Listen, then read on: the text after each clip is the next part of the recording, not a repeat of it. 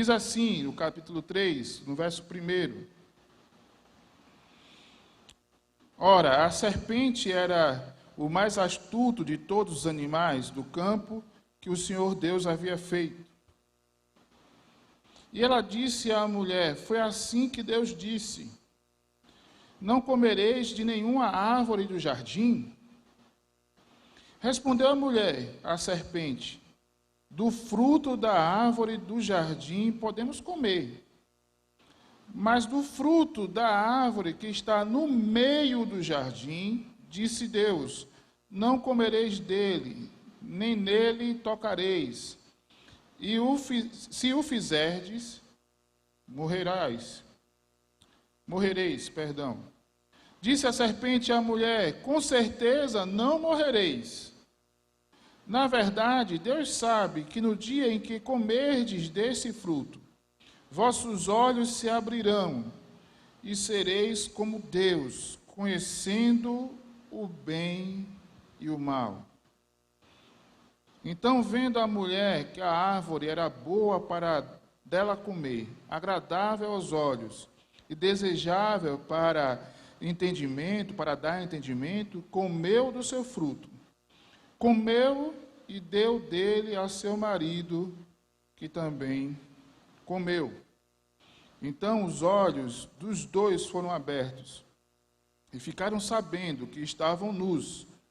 Por isso entrelaçaram folhas de figueiras e fizeram para si aventais. Que o Senhor nos ajude a entender a porção lida. Esse é um dos textos mais conhecidos da história da humanidade. Adão e Eva são personagens populares. Não é difícil em algumas festas, especialmente nas festas do carnaval, onde a nudez é celebrada, não é difícil alguém se fantasiar de Adão e Eva. Ou melhor, não se fantasiar e ficar como Adão e Eva. Não é difícil a gente ver que algumas pessoas colocam a maçã como sendo o símbolo, o fruto que representa o fruto do pecado original. Não é difícil as pessoas, mesmo aquelas que não frequentam a igreja, conhecer esse termo, pecado original. E saber que o pecado original foi o uso de uma fruta ou de um fruto proibido. Essa é uma história comum. Mas, como eu disse domingo, as coisas que são comuns, muitas vezes, nos fazem esquecer da sua profundidade, nos fazem esquecer do que elas representam de fato. Há muita gente que acha que essa história, e se você olhar direitinho e ler, não aparece nessa história a palavra pecado. O conceito de pecado está na história, mas a palavra pecado não está na história. Se você olhar direitinho nessa história, não aparece o nome diabo ou Satanás. Mas o conceito de diabo e Satanás aparece na história. E lá no Novo Testamento vai fazer essa relação que a serpente, Satanás, a antiga serpente, ou seja, essa figura, esse animal é representativo desse ente maligno que é o diabo. Mas quando a gente começa a perceber o que está sendo tratado aqui, tem uma coisa que eu gostaria de chamar a atenção. Aliás, duas coisas. A primeira coisa que eu gostaria de chamar a atenção é que a consequência de se comer do fruto não era necessariamente ruim. Calma lá para não parecer que é uma heresia. Qual era a consequência direta de comer o fruto? Qual era? Deus disse assim: vocês não podem comer qual fruto? Não. Qual é a árvore que não pode comer? Qual é o fruto de que árvore que não pode comer?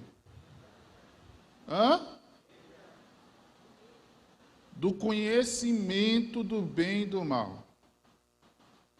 Conhecer o bem e o mal em si não é ruim. Conhecer o bem e o mal em si não é uma coisa ruim. Todos nós valorizamos, e nós começamos falando sobre isso, a ciência, conhecer as coisas.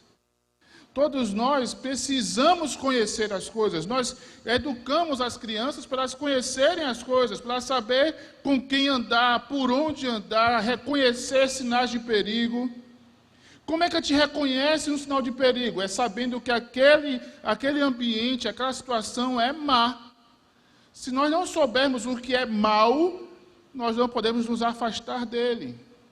Se nós não sabemos o que é o bem, nós não podemos intencionalmente praticá-lo. Entenda o que eu quero dizer? A consequência direta de comer da fruta ou do fruto era ter o conhecimento do bem e do mal. Qual é o problema? O problema foi a ordem dada.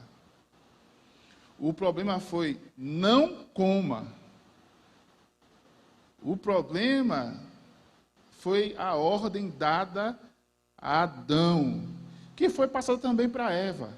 Podem comer de tudo, mas não coma dessa fruta, não coma desse fruto. Algumas pessoas relacionam diretamente o fato de comer do fruto à origem do pecado. Mas a gente precisa dar passos para trás, a gente precisa reconhecer que há uma outra situação, que há algo que moveu esses primeiros seres humanos ao pecado de desobedecer a Deus. Alguns teólogos falam do amor próprio, por incrível que pareça. Nós traduzimos essa expressão amor próprio por orgulho também.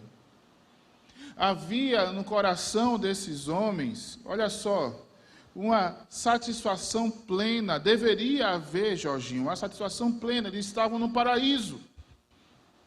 Eles não tinham doenças, eles não tinham fome, eles não tinham carência de nada.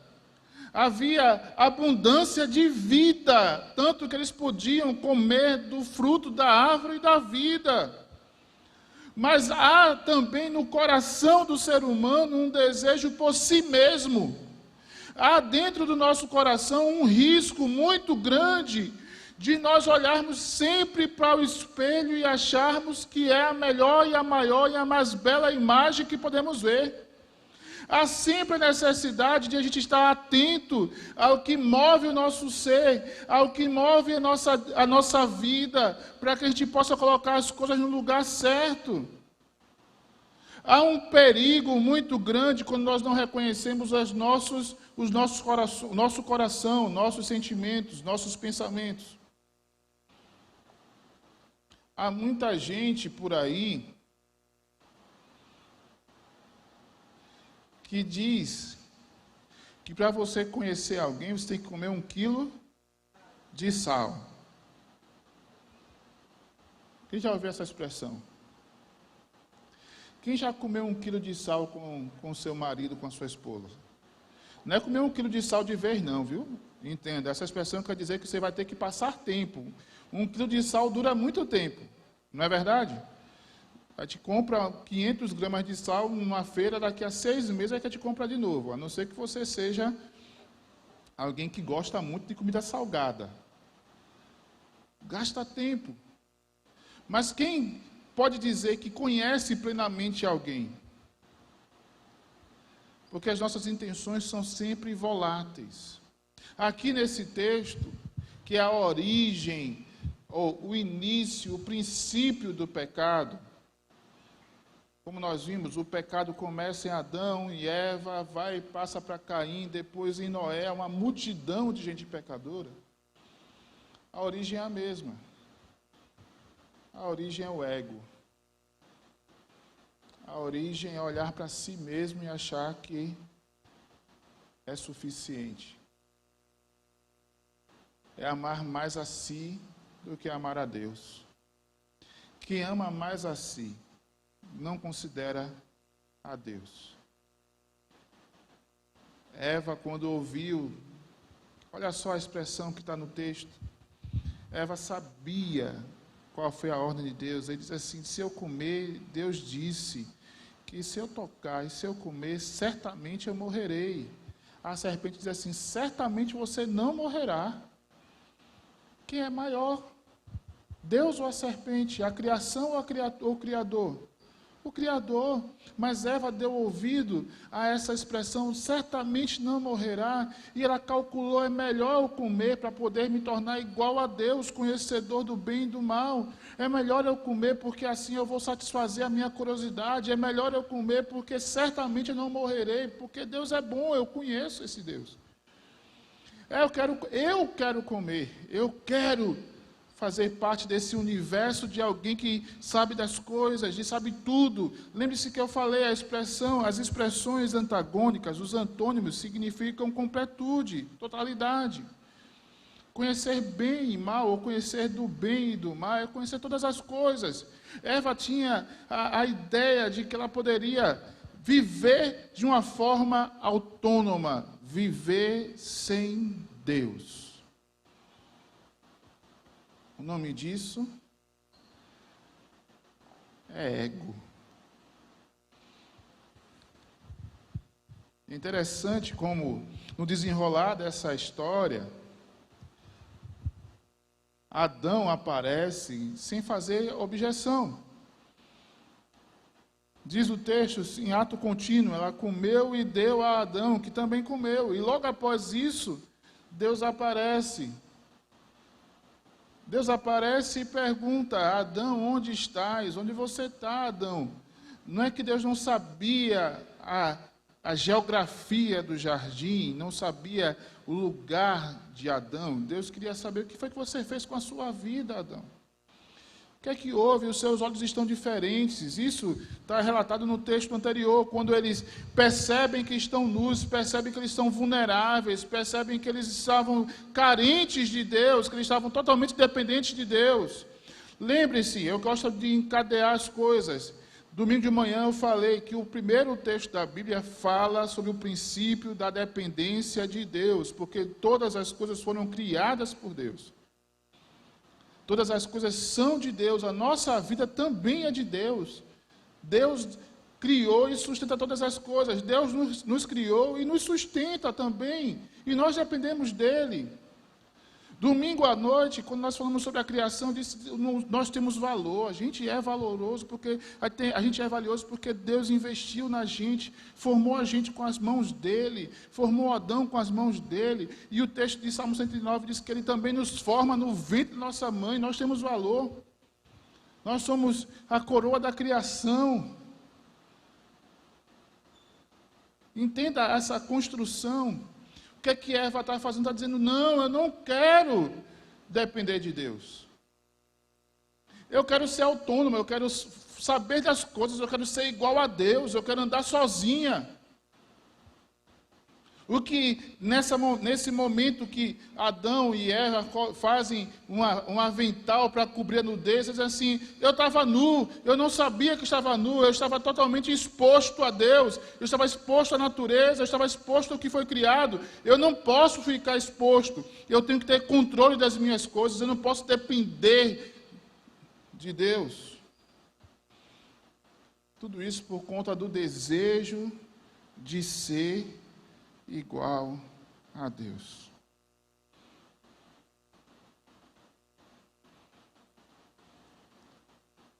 Parece distante de nós, mas não está distante de nós.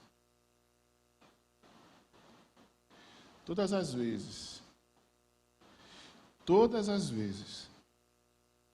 que você tenta manipular a história para fazer aquilo que você quer, você está se tornando uma Eva ou um Adão. Todas as vezes que você tenta, através dos jeitos, dos jeitinhos, dos conchavos, das mentirinhas, das dissimulações, das fofocas, Todas as vezes que você procura algum tipo de subterfúgio para fazer a sua própria vontade, para ter o seu desejo atendido, sem considerar Deus, você está repetindo a existência e a experiência de Eva e de Adão. Todas as vezes que você olha para o que é mal, e você sabe que é mal, e você realiza no seu coração, na sua mente o que é mal, e você coloca em prática, você está reproduzindo a experiência de Eva e de Adão. É por isso que a Bíblia vai discorrendo e vai dizer no Novo Testamento que em Adão reinou ou imperou a morte, e nós somos como Adão também. Por Adão entrou o pecado e a morte, e isso nós chamamos que é a nossa condição humana. Mas há uma solução para isso, porque Jesus é o segundo homem, um varão perfeito, e é a Ele que nós devemos imitar, é a Ele que nós devemos nos espelhar. E o que a Bíblia diz sobre Jesus é que Ele foi submisso a Deus até a morte, morte de cruz. Quando Jesus estava na sua noite mais escura, na sua maior dificuldade, Ele foi também a um jardim. E ao invés de dizer, eu quero fazer a minha vontade, Ele disse, não a minha vontade, mas seja feita a tua vontade. Nós temos a opção de ser como Adão e Eva, de querer conhecer as coisas, decidir por nós mesmos, de querer nos vestirmos com a roupa que é temporária, que se rasga fácil. Ou nós podemos querer ser igual a Jesus, que se dobrou em oração e disse, Senhor, eu quero a tua vontade. Quando se falou de comida diante de Jesus, Jesus disse, a minha comida e a minha bebida é fazer a vontade do meu Pai. A vida de Jesus foi completamente no desejo, na missão, no afã de realizar a vontade de Deus, para a glória de Deus. Se Adão e Eva desejavam a sua própria glória, Jesus, sendo Deus, desejou glorificar o Pai. A história de Gênesis capítulo 3 se repete todos os dias. Quando eu e você negligenciamos a vontade de Deus e queremos fazer a nossa própria vontade. Você pode perguntar, pastor, e como é que eu sei a vontade de Deus? Como é que eu reconheço a vontade de Deus? Como é que eu posso conferir se aquilo que está no meu coração é apenas a minha vontade ou é também a vontade de Deus? A Bíblia vai dizer que deve ter paz. A paz é o árbitro do seu coração. Se o seu coração não está em paz, você sabe que está fazendo errado. A Bíblia fala do Espírito Santo. A Bíblia diz que a gente pode entristecer o Espírito Santo se nós caminharmos conforme os desejos da carne, se nós fizermos o que desagrada a Deus. O Espírito Santo nos incomoda. E também os resultados. Jesus disse que pelos frutos a gente conhece a árvore. Se o resultado do que você faz, o fruto do seu trabalho, da sua ação, não lhe traz paz, não lhe traz bênção, não lhe traz consolação, é hora de mudar de caminho. É hora de deixar o Adão, deixar a Eva e seguir o caminho de Jesus. Todos os dias. A minha oração, meu desejo, é que essa narrativa não se torne apenas um folclore. Que essa narrativa não se torne apenas uma historinha que a gente conta para as crianças. Que essa narrativa não seja apenas um mito da origem das coisas, a origem do pecado original. Que a gente não fique discutindo se era maçã, se era maracujá, se era qual era a fruta. Mas que a gente consiga entender que o princípio foi da desobediência, foi desconsiderar a vontade de Deus. E o princípio da vida é buscar a vontade de Deus. Vamos orar mais uma vez?